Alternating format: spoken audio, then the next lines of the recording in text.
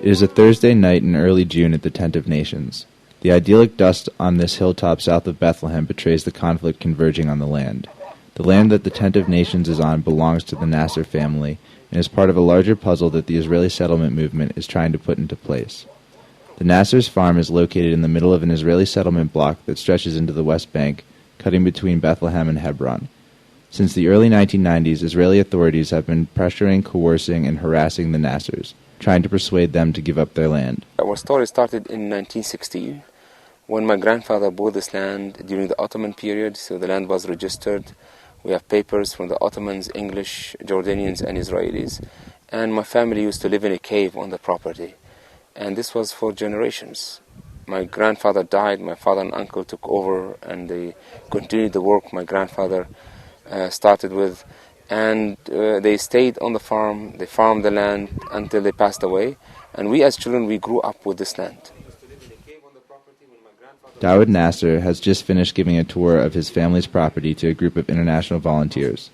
In the year 2000, the Nassar family created the Tent of Nations with support from friends in the community with a desire not only to keep their land, but also to help bridge the divide between the two sides in the conflict that is threatening the Nassar's family inheritance. The idea of the Tent of Nations is to build a bridge between land and people, and between people and people. We want to offer this place as a place of encounter for people to come and visit and learn about our situation and try to understand. At the same time, we started developing kinds of activities that bring people together. And this is the tree planting project. We invite people to come together and plant trees. Through planting trees, we learn about the different cultures, but also we learn that peace should grow from the grassroots. At the same time, we have summer camps, activities with children. We are trying to motivate children. We do recycling programs like what you see up there on the house, mosaic, painting on stones, on rocks.